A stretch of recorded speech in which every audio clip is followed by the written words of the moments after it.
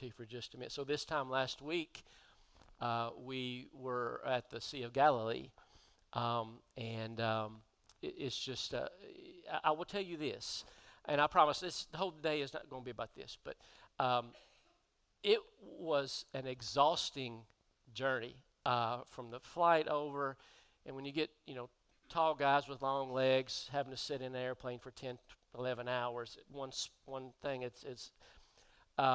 but we literally were up every morning at 6 a.m., so what's that, 10 a.m., like right now, we'd be getting up. No, that's not right, 10 p.m. I've been up since 2 o'clock this morning because of my sleep schedule's not bad. I don't know, did you do better? I'm still, at any rate, so we were up at 6, had breakfast. My stomach stayed tore up the whole time because they didn't have what I'm used to eating. And so anyway, we started at 6 and probably ended the day at 6, and we're going the entire time. I mean, as hard as you can go. And we didn't see it, probably just a tip of the iceberg of the things that we could have seen. And so we'd stop and grab a sandwich real quick, get off the bus, get on the bus, get off the bus, get on the bus, carry the backpack. And it was, I'm telling you, it wasn't for the faint of heart. And I'm not saying you got to be in good shape to go necessarily, but it was work. I mean, there were some days that, and then the most stressful part of the whole trip for me, so we're delayed. Jamie had told us, and we listened to Jamie. Don't check a bag. Carry your backpack and carry your bag that you can put in the overhead, and we did. Both of us did that. We were the only ones, I think, in our group that did. Everybody had to wait on their check their bag at the beginning. We get over there, and then we come back, of course, and we have a souvenir or two and maybe a rock or two. They weigh us. You got to check your bag. So we had to check our bags. So we get to where do we get to? We got to Chicago, and the flight from there to here to Nashville was tight. You remember O.J. Simpson's commercial, is what I'm getting at. How many of you remember O.J. Simpson's most famous commercial of running through the airport? This was us. Eric was in front the entire time. Now, he's a lot younger than I am, and my shoes were untied. It's like trying to run in flip-flops. We were running as hard as we could go. I mean, literally, and they were just parting. It was like Moses, right? They saw us coming, and we were we got to the plane, to the gate, last two on the plane, left our group behind. We're like, you know what? It's every man for himself. We just got there as quick as we could. That's what Eric said. I just followed his lead. So he said, forget them, we got to go. So because we didn't want to stay in Chicago, so we got there, and then I thought I was going to die. I have not run that hard in 10 years. He was fine, but and the only reason I kept up with him was because I did not want to hear him get at me because he outran me, by a great distance, because he would. And then we get on the plane, they said, well, there's a really, really bad storm in Nashville. We're going to be delayed 45 minutes. And our other group just sashayed on. It was no problem, So that was the most stressful part of the trip. And then from Chicago to here, which is, after you've flown for 11 hours, what's Chicago to Nashville? It's an hour. You're up, you're down. So there's a couple of seats available, and Eric sits over here. He says, you can sit over there with these two third grader and fourth grader. So I sat beside of them the whole time, and it was like, hey, what's your name? What's your favorite color? If you could have a superpower, two of them, what would they be? Do you like cake? Do you like cheesecake? What's your favorite ice cream? Are you Sagittarius or the entire time?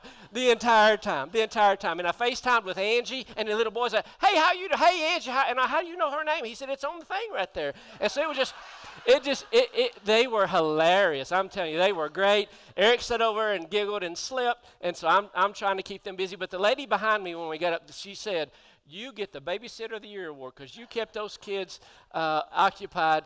And so we just have so much to unpack. We'll do it slowly. I promise. I'll do a little. Maybe Eric will choose to do a little, and we'll have a good time. So we'll show you this. So this was in the this was in Istanbul as we're headed back. So we're in Turkey. We're getting ready to get on the plane here. And so Eric and I are waiting to check our bags or do our bags with the lady there. And I look to the left, and I'm sorry, ladies, listen, you rule this world. You have these young'uns. You are the backbone of everything. What you cannot see is the dad to the right. I think that's his arm right there. So what you need to understand is he's got a bunch of stuff here. That's his bag. That's their stuff. That's their stuff. This is their stuff. They got a whole truckload full of stuff right there. And I thought he was just going to absolutely have a meltdown, the dad. He wasn't saying a word, but I thought this guy, he's got the weight of the world on his shoulders right here, trying to navigate an airport and get this bunch on the plane with all this luggage. It was a lot. So I got done what I was going to do and moved to the left, and then I saw this next picture. And then I pinched it up, and I thought, he signed up for this. Those kids were having an absolute meltdown. And I'm satisfied that this dad, and I'm sure the mom, she seemed calm and cool and collected. I'm satisfied that much like what Elijah might have said at the end of our story today, literally, I have had enough, Lord. Now there's one more picture where you can tell who has had enough. I don't have to tell you who has had enough in this next picture.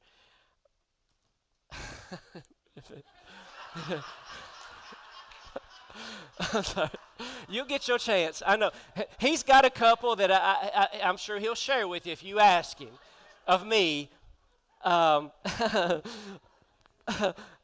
That man has had enough of Devin. I'm going to tell you what he's had enough of. He is wanting his wife and his daughter. He has had enough of his traveling companion, I promise.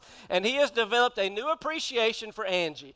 I'm telling you, he thinks this woman has hung the moon, and she has. So this man, much like the other guy, much like Elijah in 1 Kings chapter 19, at the end of the story, we're kind of unpacking the end of the story. Have you ever watched a movie where the end starts at the beginning and then it unpacks it backward? You've done that. Well, Elijah had gotten to a point and a place in his life where he said, I've had enough. I've had all that I can take. We saw some amazing sights. And some of you followed along a little bit, and I tried not to just worry yet with lots and lots of pictures, but I posted some. We had an opportunity to go to Mount Carmel. It was an amazing experience among many. I was trying to think, what did I want to speak on today? I mean, we've just come back from just a once-in-a-lifetime trip. A lot of different things that I wanted to do. And I was originally going to talk today about the road to Emmaus, the story that we read about in the book of Luke. After Jesus' resurrection, you know, he appears to these two guys who are walking along this road. And they're saying, says they're discussing the events. And he knows what's up. But he walks up beside them and says, what y'all talking about? Haven't you heard? You know, and began to explain about the crucifixion and all that. Well, we saw that road to Emmaus, I think on our first day out. And that was kind of fresh on my mind. I thought, that's what I want to preach on. So I had kind of been thinking all week about that, reading on that just a little bit. And then I talked to Mama just a couple of days before we came home. Maybe I talked, the morning of, maybe, whatever. How's things going? How's everybody? And one of the first things she said was, it's dry. We need rain in a bad kind of way. Now, at some level, we're kind of used to this, are we not, in this region? We understand that during the summertime, there will be very specific days, chunks of days, maybe weeks, where we see no water from the sky. And in this region, there are many who depend on God's favor with regards to the weather. Perhaps some of you, I know some of you grew up on farms because my mama did, that part of the income of that family, part of the ability to exist within that family is getting just the right amount of rain. Not too much and not too little. Many of you grew up, if you didn't have a garden, you had a hard time eating.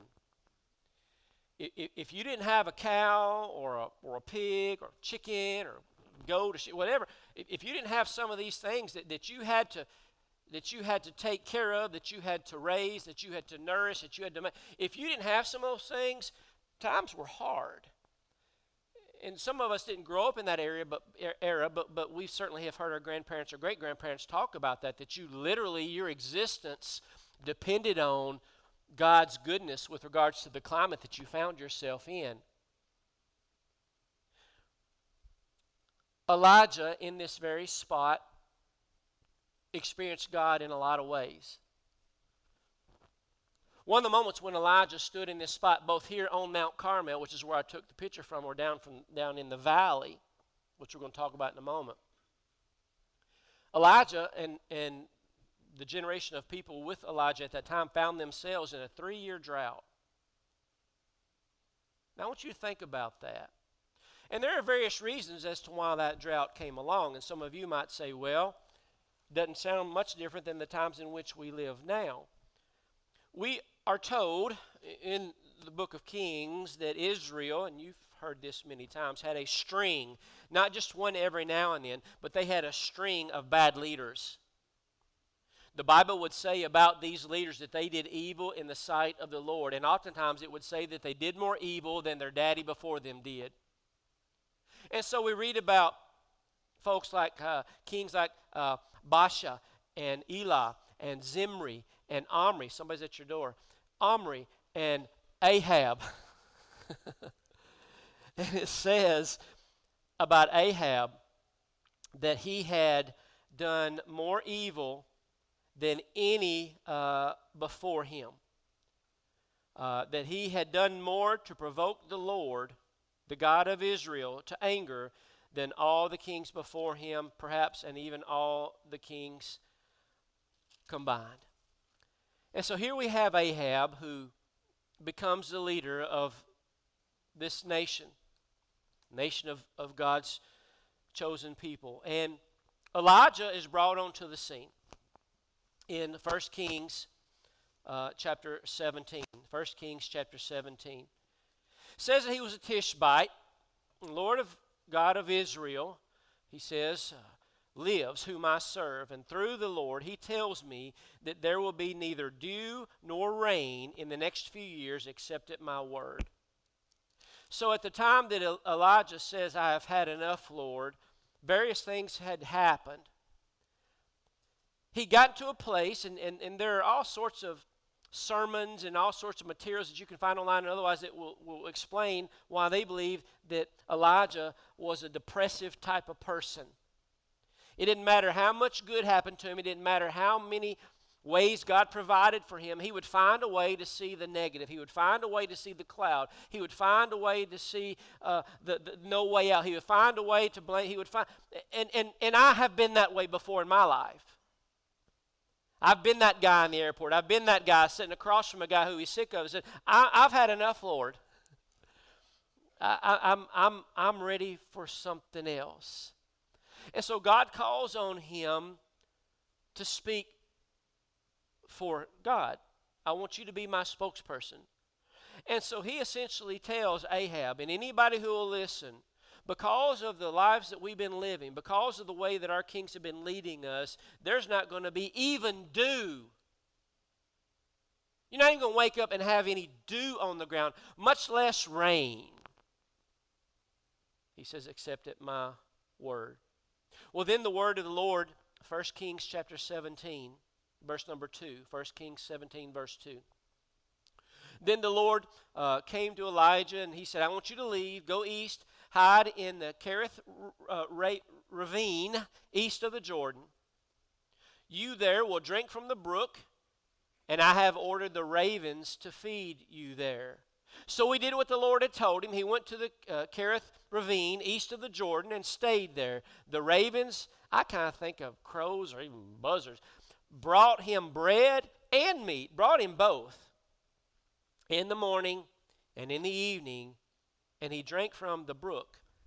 Now, the brook would be where you're looking down, but to the left.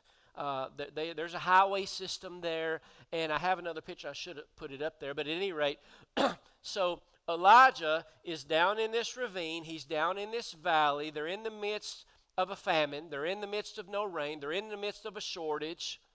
God says, I'm going to take care of you. I got you.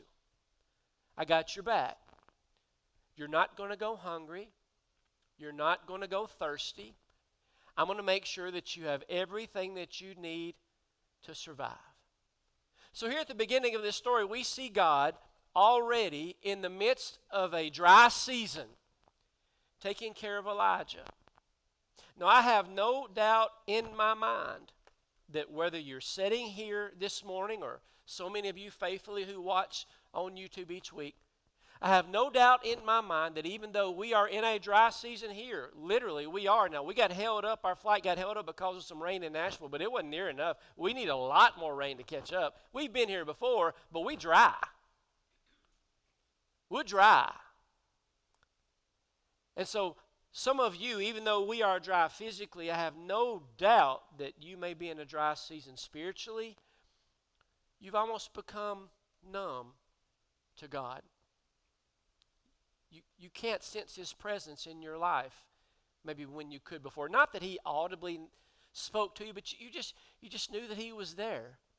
You just knew that He was present. You've had moments in your life where you felt really, really close to God. We'll talk about it at some other point. I'll show you pictures. But we had a chance to go to the Western Wall, the praying wall. You guys have seen that, where you put the prayers, you write them down, you put them in the cracks of the wall. It's an amazing place. Dan told us, our guide, he said the Jews believe that this is the absolute closest that you could ever get to God on the face of the earth is at this wall, because it was just on the other side was the Holy of Holies.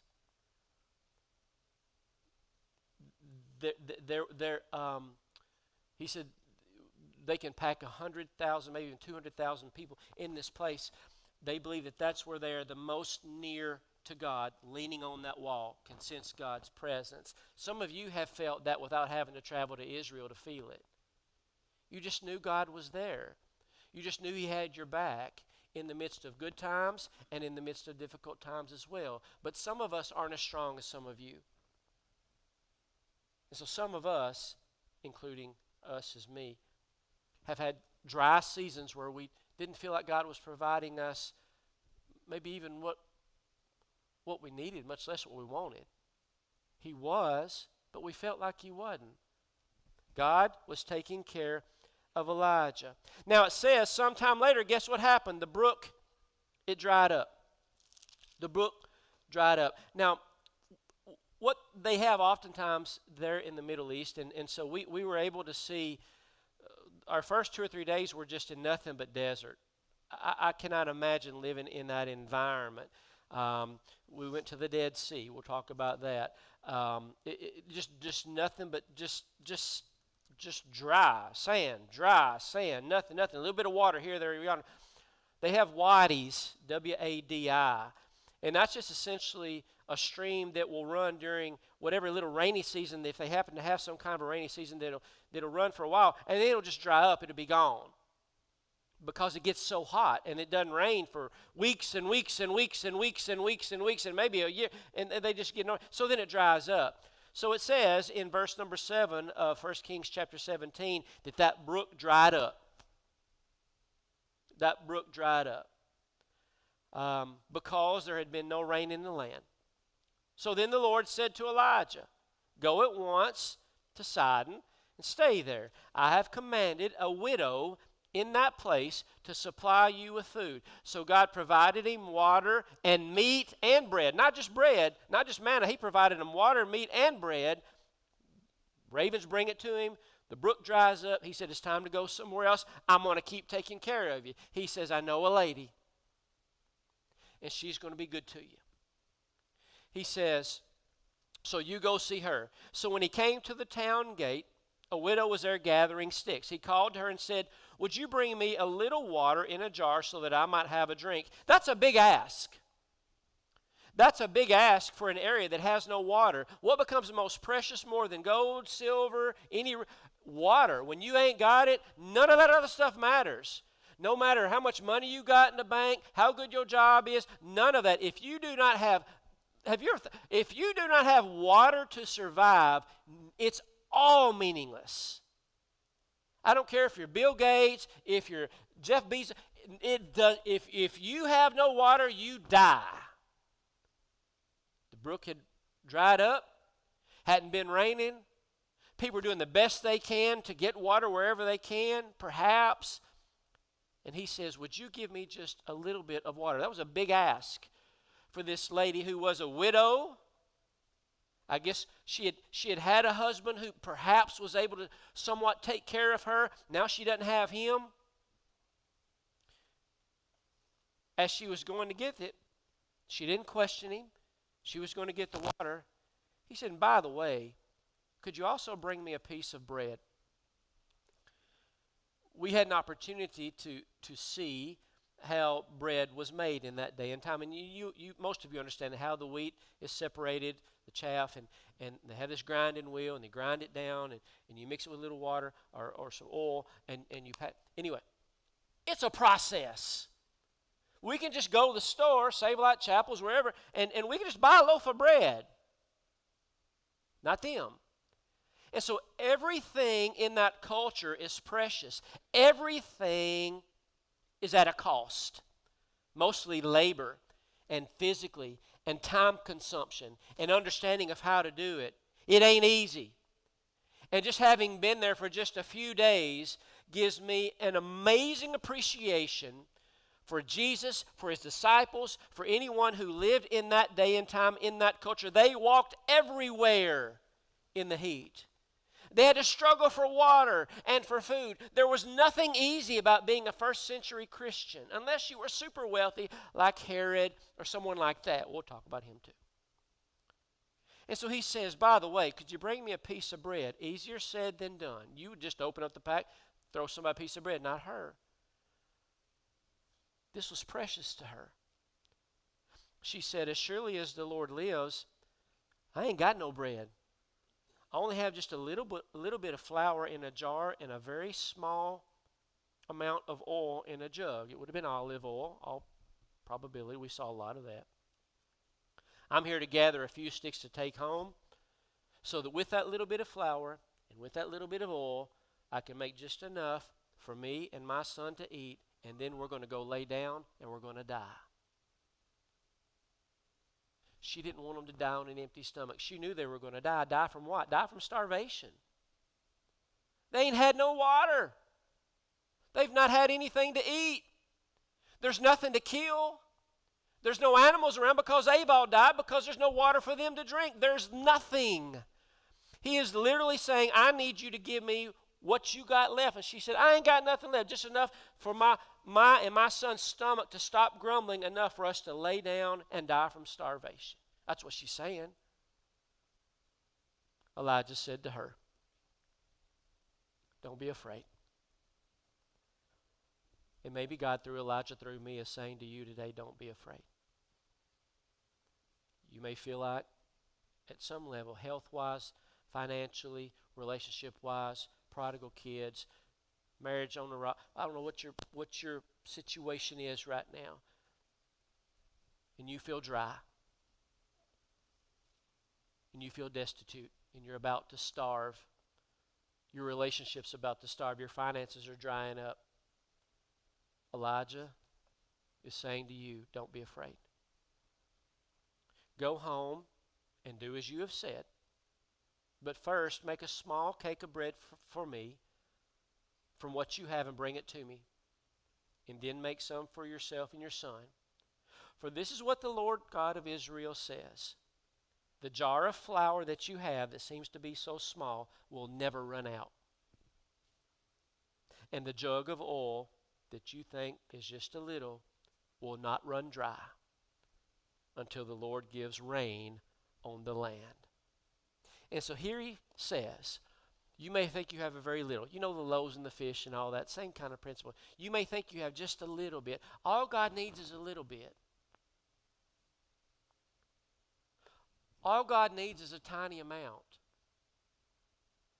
And he can do amazing things with just a little. And so Elijah tells this woman, I know your cupboard is bare. There's not a thing in there. And all you've got is that little bit of flour and that little bit of precious olive oil. That stuff was precious. It took quite a bit of time to make that olive oil. Currency could be used as. Salt could be used as currency. Amazing. But he says, I'm telling you, every time that you go to that cupboard, when you think you've used up all that flour, when you turn that thing up, more flour is going to come out. And just when you think you've used up all of that precious olive oil, when you go to your cupboard thinking that you've poured it dry, not a drip left, when you turn it up, more olive oil is going to come out of that. And it will be that way until the Lord brings rain to where you can be sustained again on your own. That's a promise. So she went away and she did as he told her. So there was food every day for Elijah, but not just for Elijah, but also for that woman and her family. Perhaps more people. It says that it was her and her son, but then it says for her and her family. So maybe there were some other folks as well that she was able to provide for. For the jar of flour was not used up, and the jug of oil did never run dry, in keeping with the word of the Lord spoken by Elijah. Twice already. Let's think about this. Twice already, in a season of famine, in a season of destitution, in a season of dryness, 2 times God has come through for Elijah and said, stop worrying about it. Don't be afraid. And so we turn over to chapter 18. And the first 4 words that we read, if you count A as a word, chapter 18, verse number 1, after a long time. After a long time in the 3rd year. Now, so there's some indication that it might have been 3.5 years. We're not going to argue over it. Who cares? It was a long time. After a long time, the word of the Lord came to Elijah and said, I want you to go and present yourself to that wicked king Ahab, and I'm going to send rain. So it doesn't say that Elijah questioned him, sort of like Moses did. Remember when God was trying to get Moses to go lead the people out of captivity? Moses said, but wait, I can't speak. I'm not smart. He said, just stop it. Now, get it all out of your system. Give me all the excuses you can, but you doing it. What you got? I got a stick. That's all you need. And so it says Elijah went and presented himself to Ahab. Now the famine was so severe in that time. Now remember, Ahab was evil, but the woman that he married was even eviler, Jezebel. And it said that she was, in her own time, killing off the Lord's prophets. And it goes into the story of Obadiah and how it hid some of them and all that. So, let's jump down to verse number 22 of 1 Kings chapter 18, so we have time. Verse 22 of 1 Kings chapter 18. Elijah said to them, I am the only one of the Lord's prophets left, which was not true, by the way. You find that out later. But here is Elijah. God has taken care of him. At least 2 times that we know of, God has made sure that he's had water to drink, meat at one time. God's made sure that he's had bread. We may not like it, may get sick of it, but you can survive on bread and water for a long time. So God made sure that he had what he needed. So even though he's been taking care of him, Elijah's already starting to fall into this depressive mode again. Well, I'm the only one left. Nobody else is standing up but me. I'm the only one doing this. But Baal has got 450 prophets. He said, here's what I want you to do. I want you to get 2 bulls for us as a sacrifice. Get 2 bulls for us. Let them choose one for themselves. All these almost 500. Y'all get y'all's bull, and I'll get mine. Let's cut them into pieces and put it on the wood, but let's not set fire to it. So we have 2 altars. We have the altar of essentially of Baal, Ahab. Baal's servants are almost 500 of them. They're preparing. They cut. And over here is Elijah, and he has his altar and his cow. He says, I will prepare the other bull and put it on the wood, but not set fire to it. So let's put them on there. You can't light a fire. then you call on the name of your God, because they worship many different gods. We heard a lot of that when we were over there. They worship many, many gods. Tell you what, you call on the name of any God you want. Here's your sacrifice. Call on whatever God you want. You believe in him, call on him. To set it on fire, and I'm going to call on mine. And the God who is able to meet that request, the God who is able to set fire to this sacrifice, then we should all come to the conclusion that whichever God it is, that's the real God. And they all agreed. Okay, we'll do it. Then the people said, what you say is good. So Elijah said to the prophets of Baal, choose one first, call on the name of your God. And they did. They called on the name of Baal from morning to noon. "O Baal, answer us," they shouted. But there was no response. Imagine that. No answer. And they danced around the altar they had made. They're doing all they can to get Baal, their most favorite god, to get Baal to set this thing on fire and to prove that he's the real God. So at noon, Elijah, and he can't help himself, some of you know the story, and he's just like some of us would be, he began to taunt them. Hey, maybe you should shout just a little bit louder. Surely he is a God. Maybe he's in deep thought, or he's busy, or he's traveling. Maybe he's sleeping, and he's got to be woken up. So they shouted louder and slashed themselves with swords and spears, as was their custom, until their blood flowed. Midday had passed. They continued their frantic prophesying until the time for the evening sacrifice, but there was no response, there was no answer, and no one paid attention. Then Elijah said to all the people, "Come here to me." And they came. He repaired the altar of the Lord, which was in ruins. Elijah took 12 stones, one for each of the tribes descended from Jacob, to whom the word of the Lord had come, saying, "Your name shall be in Israel." With these stones he built an altar in the name of the Lord, and he dug a trench around it large enough to hold 2 big things of seed. He arranged the wood, cut the bull into pieces, and laid it on the wood. Then he said to them, and this was a task in and of itself, "Go fill 4 large jars with water and pour it on the offering and on the wood." So they, I guess, went down to, they found water. Maybe they went down to the brook, because this is up on Mount Carmel. This is right here where we're standing. So they go down, and that's a hike, by the way. It's a hike to get to where we're standing. We had to walk a good ways to get there. So Elijah's up there. He sends folks down into the ravine to get 4 big jars of water to come up and to pour all over this sacrifice. He says, "Do it again." And I'm sure that, "Oh, really?" And they did it again. He asked them to do it a 3rd time. So that's 12 large jars of water that has been poured on this sacrifice, on this cow. The water's been all over. You know how hard it is to start a fire with wood that's been in the rain for, it's hard. You know. The water ran around the altar and even filled the trench. At the time of sacrifice, the prophet Elijah stepped forward and prayed, "O Lord God of Abraham, Isaac, and Israel, let it be known today that you are the God of Israel, and that I am your servant, and have done all the things at your command. Answer me, O Lord, answer me, so that these people will know that you, O Lord, are God, and that you are turning their hearts back again." And it would have been amazing to have been down in the valley looking up on the top of Mount Carmel to see this. Then the fire of the Lord fell and burned up the sacrifice, burned up the wood, burnt up the stones, burnt up the soil, and licked up every ounce of water in that trench. Gone. And as you might imagine, when all the people saw this, they fell, and they cried, "The Lord, Elijah's Lord, Elijah's God, He is God. The Lord, He is God." And then something that we tend to skip over, and this had occurred to me before the last couple of weeks, but it was just solidified. Then Elijah commanded them, "Seize the prophets of Baal, and do not let one of them get away." All 450. They seized them. He had them brought down to the valley, right there below where you see that, and they were slaughtered.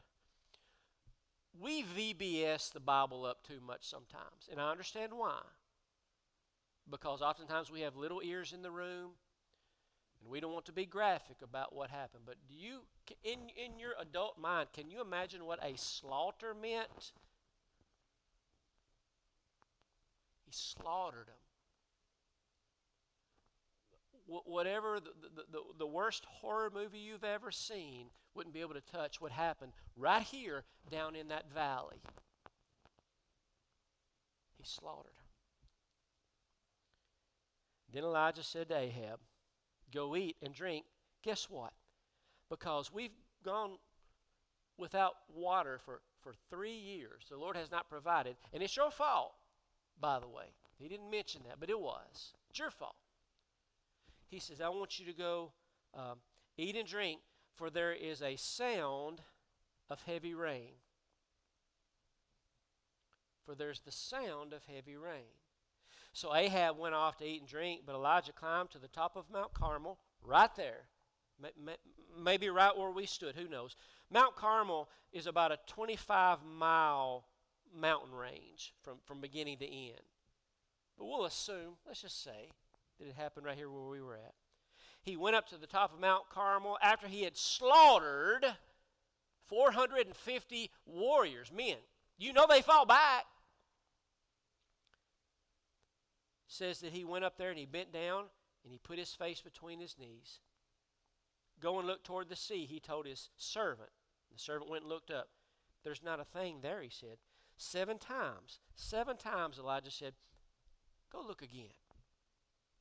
The 7th time the servant reported, well, there is a cloud as small as a man's hand, and it's rising from the sea, the Mediterranean. Elijah says, run. It's coming. You go tell Ahab, hitch up your chariot and go down before the rain stops you.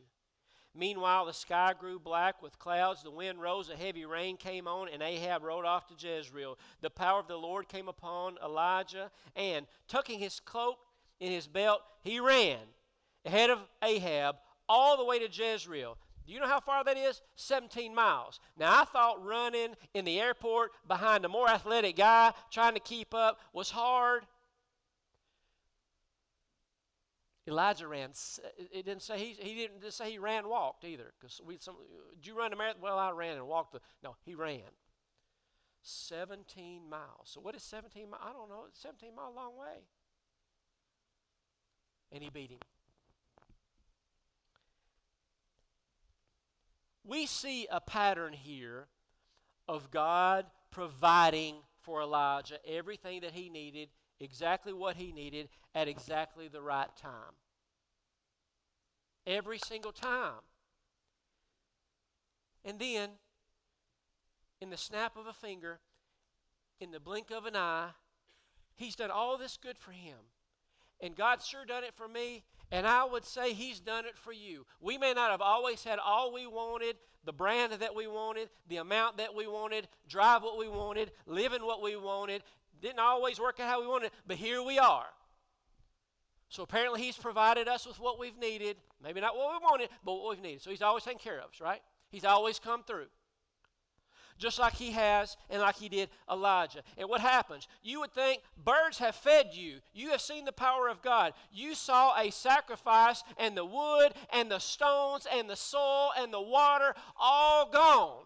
Because God did what he said he was going to do when you asked him to do it. You saw your ability to kill 450 warriors. God took care of you. God made sure that there was a woman in your path who, even though she only had a little flour and a little oil, made sure you ate all you wanted.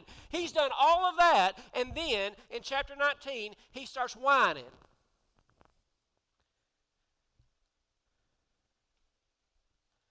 Now apparently Ahab was bad, but apparently Jezebel was much worse, and she swore she was going to kill him.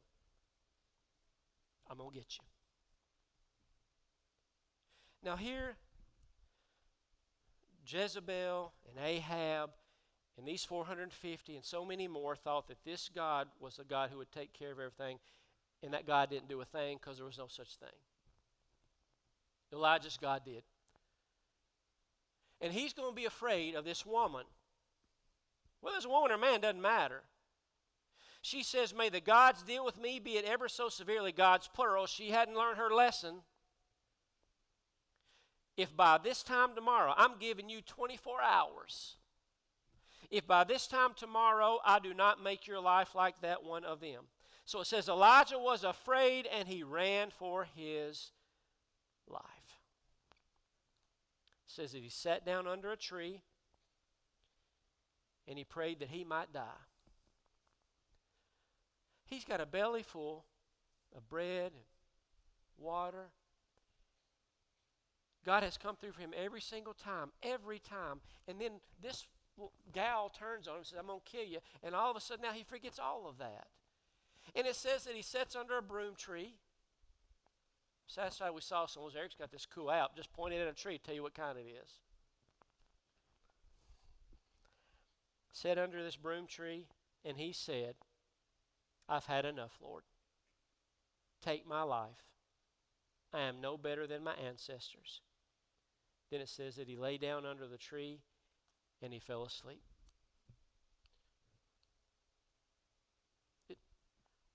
What happened to all this other stuff? What happened to all the... He got him to this point.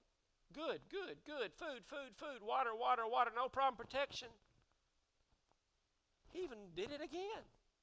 It says Elijah laid down, went to sleep, hoped God would kill him in his sleep. But what did God do? Gave him more food. All at once an angel touched him and said, get up and eat. I wished it would have said, stop whining, for crying out loud, man. Get up. He looked around and guess what? There was a cake of bread baked over hot coals and a jar of water. He ate and drank and then he lay down again. Then the angel of the Lord came back a second time, touched him and said, get up, for this journey is going to be too much for you. You need strength. So he got up and he ate again. Strengthened by that food, he traveled another 40 days and 40 nights. And the story keeps going. I have had enough, Lord. I've had enough. But I dare say that in your life and in mine, again, maybe not what you wanted, but what you needed, there's not been a time when you've been in a pinch. Again, the answer may not have been exactly what you wanted, but you got through it where you stood and God said, okay, I'm going to give you rain. And he just showered it on you. Just poured down. They'll say, Devin, that's not always true. I've been in a pinch before with somebody that I loved and God didn't come through. I understand. I get it. God didn't answer my prayer that I needed answered, and I wish that I could give you an answer for his unanswered, but I can't do that. All I know, and maybe this is just a cop-out answer, is that God always knows best. He just does. He just does. I know that in the book of Mark, chapter 11, the verse number is 24. Mark chapter 11, I should have had a slide, but I didn't, but just listen to me. Mark 11, verse number 24. I want to read it so that you can understand. Therefore, Jesus says, I tell you 3 things. Whatever you ask for in prayer, believe that you will receive it, and it will be yours. Ask, believe, receive. Now again, I get. There were times when you begged God to save the marriage, and he didn't. There were times where you begged God to save the home from foreclosure and eviction, and he didn't. There were times where you asked God to remove the disease, and he didn't. Just plug in. You all have your stories. If you asked God, you begged God to do X, and he did Y, which left you asking why. So I can't give you the answer to the questions that we all have, and I have them too. But I know and believe full well that God loves Devin. And whatever your name is, that God loves you. And that his ultimate purpose in our lives is for us to spend eternity with him. whatever that may take. So even though there have been prayers in our lives that maybe not have been answered the way that we wanted, we said, but Devin, I asked, and I believed, and I didn't receive. It's easier for us to remember the one or two times, and they may be major times, significant times, where he didn't. It's easy for us to remember the negative, and it may be the most negative of our life that we'll never get over. I get it. I understand.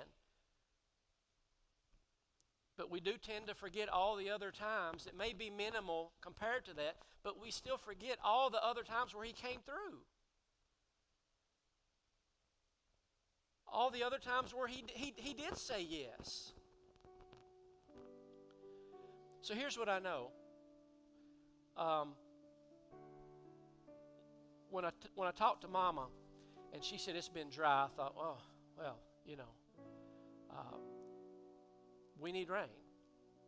And so when the Bible says, ask, believe, and receive,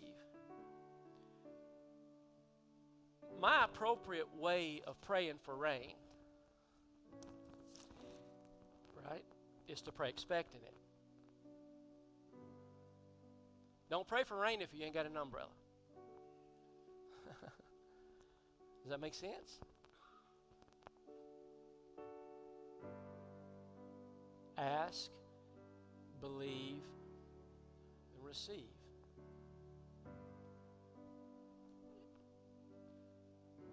The problem in some of your lives may be that you feel like it's raining too much. God is showering you with a lot of bad stuff. And you're like, God, please stop. I ain't Job. I cannot take any more of this. Ask, believe, and receive. He doesn't promise that it will always necessarily, as we see it, end up for our good here. But I promise you, I believe this with all of my heart, that it will always end up for our good over there.